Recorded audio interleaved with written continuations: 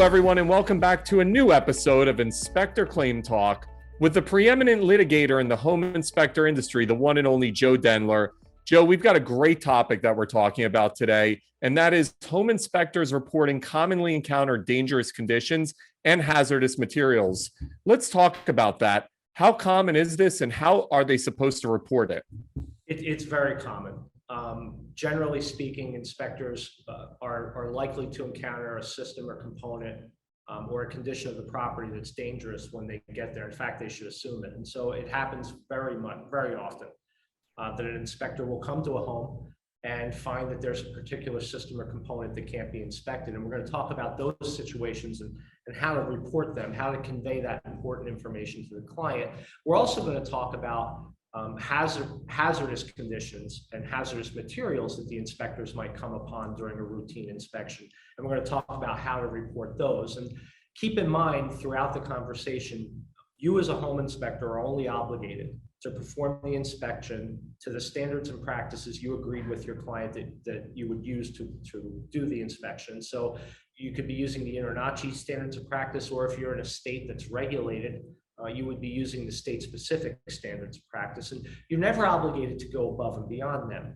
But in some instances, we come upon situations that, from a risk management perspective, it's better to explain them in a little more detail to the client.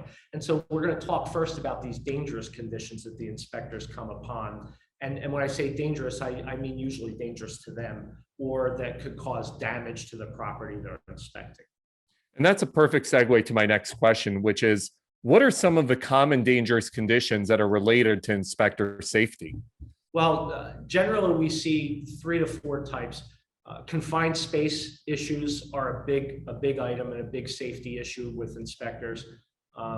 Also areas that can't be walked safely, unfloored areas, and then roofs are the other example. And then we come upon some other dangerous conditions involving electric and exposed wiring, and sometimes that's in a confined space or sometimes it's not, but there are also issues with that would require an inspector to use special care and also report things a little bit differently. Confined spaces generally is when an inspector comes upon a space that is either inaccessible because of the size or the entranceway, or some other way. For example, it's a confined space with no lighting, or it's a confined space and the inspector can't properly determine if there's any electrical components there that are live or exposed. But confined spaces, most home inspection regulations provide that an inspector does not have to enter an area that's not a certain dimension, or any area that's unsafe for the inspector. And so with confined spaces, many times the inspector will say, I can't enter this crawl space because the hatch is too small, or I can't enter this crawl space because I see glowing eyes looking out at me. I'm pretty sure that's not something I want to encounter today. With unfloored areas, that's usually an attic. And so an inspector will sometimes go up into an attic hatch, get up the ladder and realize they can't go any further because there's nowhere to safely walk. It's just the structural support system in place there.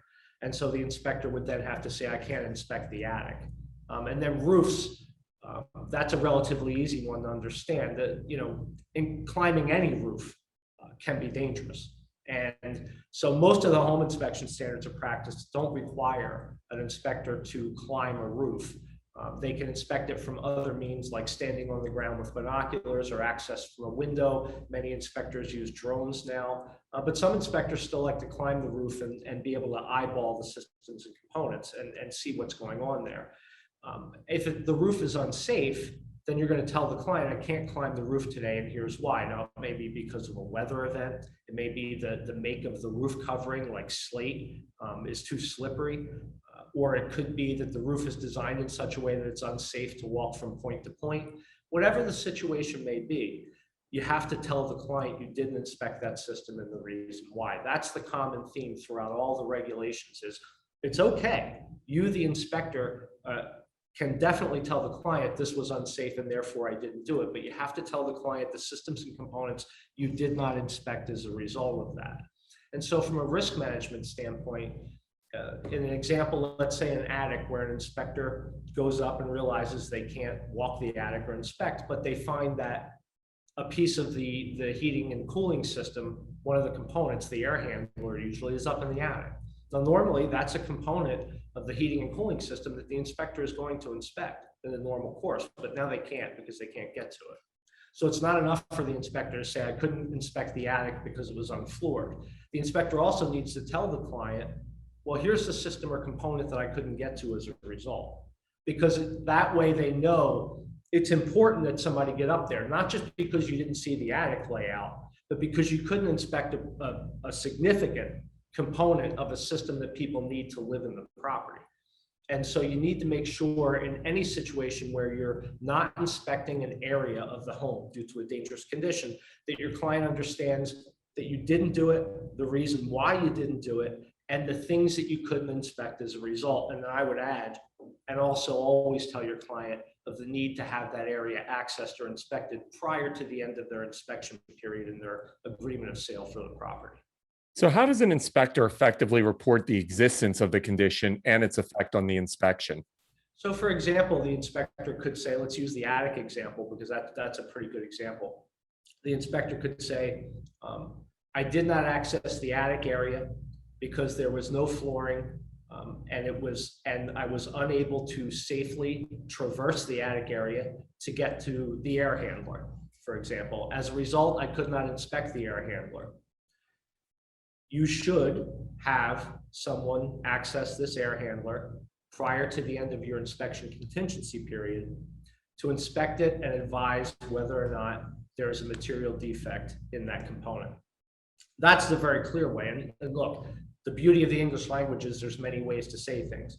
But always keep in mind that it's best to say it as simply as possible. I could not do this. Here is why. Here's what I did not see as a result. If you can get those 3 points, no matter how you express it, your client's going to have sufficient information to make decisions. And it's also going to help protect you from risk.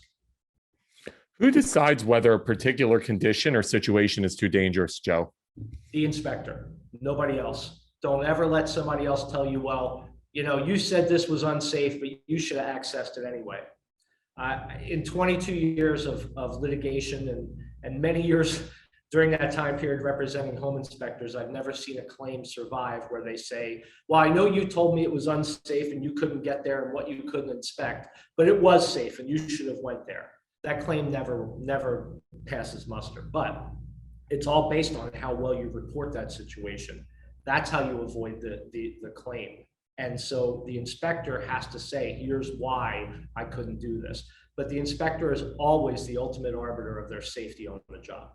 And that's also true for situations where the inspector is afraid they might damage the system or component by accessing it. Same difference. It's up to the inspector. And all the regulations say it's in the inspector's opinion, it's unsafe, or in the inspector's opinion, they would damage the property.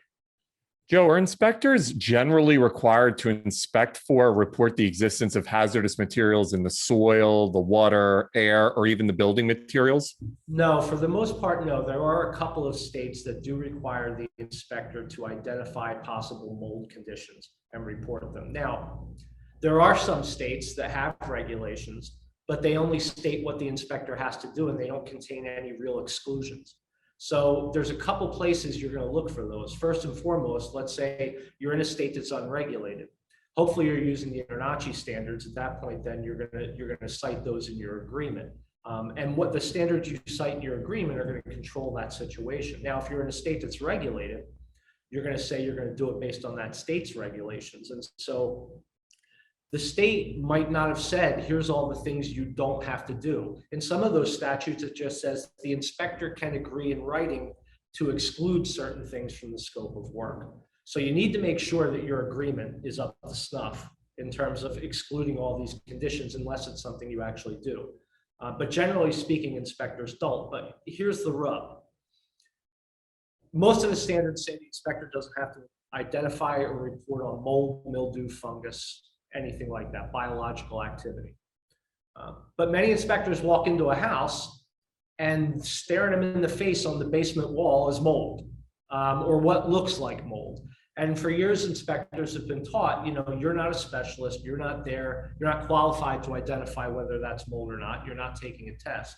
So you should identify that there is a condition or biological activity present, and that they should have it tested. Most inspectors aren't going to walk past mold and say, well, I'm not obligated to do anything about that, so I'm just going to pass that by and move on.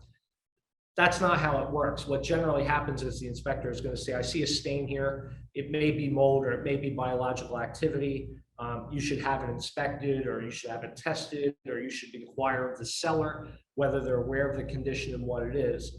And so even though the standards say you don't have to inspect for it, some inspectors still have to do that because they're faced with it. And if it's visible and accessible to you, it may be in your best interest to tell the client about it, because if you don't and they bring a claim, you don't have that complete get out of jail free card. And we don't always know what a judge is going to do with these agreements.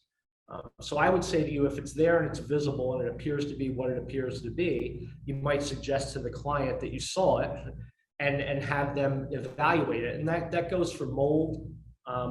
Same thing goes with asbestos. In many places in the country, inspectors will go in and inspect a property and encounter suspected asbestos containing materials in the insulation, like vermiculite, or they might suspect that the basement floor tiles contain asbestos, or they might see it with the heating and cooling systems. They might see duct wrap that looks to be asbestos, or they might see a boiler wrapped in asbestos. Again, if an inspector has an idea that this may be asbestos, and knowing what that is, even though the inspector is not obligated to say this is asbestos or test for asbestos, they might say, this appears to be something that may be asbestos containing materials. And you alert the client to that, and you want to make sure that they're aware of that. But more importantly, you want to make sure they're aware that that's not part of your work. Now, it should be very clear in your agreement. But unfortunately, by doing the right thing and trying to tell the client about this, sometimes the client then turns around and says, well, you should have told me about the asbestos in the other places of the house. Same with mold. Lead is another situation that comes up often in that regard. And so what I usually suggest to inspectors when I'm teaching report writing courses is that if you do come upon a situation that you suspect to be hazardous or a hazardous material, you might say to the client, I saw this possible asbestos duct wrap in this area of the house. Understand that inspecting for asbestos or testing for asbestos or mold or lead is not part of our inspection process. Even though I saw it here, I am not looking for it in other areas of the house. It may be present in other areas of the house that may be hidden, or that I may not notice because I'm not inspecting for that purpose. If you are concerned about this condition, or whether the asbestos, the mold, etc., exists in any other place in the home, you should have that area tested by somebody qualified to do so prior to the end of your inspection period for this transaction. That way, you've told the client, this isn't my scope of work, but you know what? I see it and I can't just walk past it in good faith. I need to tell you about this and give you the option to have it tested. But understand, I don't do that. I may be wrong about what that is because that's not my scope of work. But more importantly, I've also told you that I am not looking for this, and I've reinforced the idea that it may be in other areas of the house and I'm not looking for it. Because I have had cases where an inspector says, I see possible asbestos here, you should have that tested. But they don't see it in the insulation in the attic. And so the claimant then sues and says, well, yeah, you told me about the duct wrap, but you didn't tell me about the attic. And even though your agreement says you weren't looking for asbestos, you kind of did it already. So, because I am who I am, I just assumed you looked everywhere. Well, we want to avoid that situation wherever possible. Are inspectors required to report on the efficiency of any system installed to remove hazmats? Not under any known standards of practice statewide or through the INTRNACHI standards. Now, not all the states, again, are specific about the exclusions. So if your state doesn't have exclusions, you want to make sure that is in your inspection agreement, that I'm not going to check for that. It's a very common thing. And so, for example, the inspector is not obligated to determine whether a radon mitigation kit that they might see, and they're very common. I live in the Northeast in Eastern Pennsylvania, and every other house in my neighborhood has a radon mitigation kit attached to it because we have a lot of it, and we have a lot of it in New Jersey and New York. And so an inspector, it's very routine for an inspector to come upon a radon mitigation kit in a home. And the inspector is not trained, just by virtue of being a home inspector, to know that that system is effectively and efficiently moving that radon out of the home and out of the living area. So the inspector might say, I see some form of a mitigation kit. We don't inspect those as part of our inspection. If you're concerned about those, you should have somebody specialized in that field come look at it. Same as the mold, the lead, and the asbestos. Now, I had in New Jersey, their regulation used to say you don't have to identify or inspect for the effectiveness of any system, deployed to remove hazardous materials from the site. I actually asked them, and they agreed to change that to the presence of or the effectiveness of, because a lot of times there might be systems there that the home inspectors just aren't routinely trained to know what they are. And so it really shouldn't fall within the home inspector's scope of work to determine that something is there to remove hazardous materials unless they've had that training. Now, I'll also say if you do offer mold services, or you do offer lead testing, or you do offer some kind of asbestos testing, or oil tank sweeps, or any of those things that might involve a hazmat. Well, if this comes up, then it's your opportunity to say to the client, by the way, we offer that service for a separate fee, and we're happy to do that for you. And that's fine under all known home inspection ethics rules. That if it's a service that you're trained and authorized to provide in your state, then you can add that to your home inspection sphere of services. And so in that regard, you may have a situation where you can help the client even more by providing them with the service. But if you can't, you just again want to make sure that they know this is there, that you didn't look for it, you don't deal in it, but they need to have it looked at before they go to closing. What are some of the most common hazardous materials observed by inspectors? Mold, mildew, that category is by far and away, based on our experience with our captive insurance company. And so our insurance company only deals in home inspector claims and incidents. And so we track them based on, for example, if mold is involved or a hazmat. And I'm going to tell you, far and away, mold is the primary hazardous condition that inspectors are not required to inspect, but they routinely come upon. Right after that, it's going to be, I would say, the asbestos, and focusing in on asbestos in the insulation of a home is generally the next place we see it. I don't see many cases anymore with the asbestos ceiling tiles or the duct wrap. And then lead is the third one. In very much older homes, we see sometimes lead was used to bring the plumbing lines in. Obviously, it's not going to harm somebody if it's on the waste lines. But if it's in any way involved in the supply line plumbing, that can be very hazardous to somebody's health. And then, Joe, what's the most effective way that an inspector can report the existence of these types of conditions? Just as I had said earlier, I think the primary thing, again, is we simplified it with the dangerous conditions. It's the same with the hazmats. Here's what I saw. Take a picture of it. Okay, put it in the report, let them know exactly where in the house it was. All right, and I say these things because in my experience, people have argued, well, the inspector didn't tell me where it was, so I didn't bother to look for it. So we want to be very clear. I see this condition, here's the photo, and here's where it was in the house. I can't confirm what it is, but I suspect it might be this. I don't look for that anywhere else in the home or as part of my inspection. If you're concerned about it in this instance or any other place in the home, you should have somebody qualified to deal with that condition come to the home before the end of your inspection period. Joe, this was incredible stuff, and really every home inspector should be watching this series. Thank you again for another great episode of Inspector Claim Talk, and look forward to our next episode. Thank you, everybody.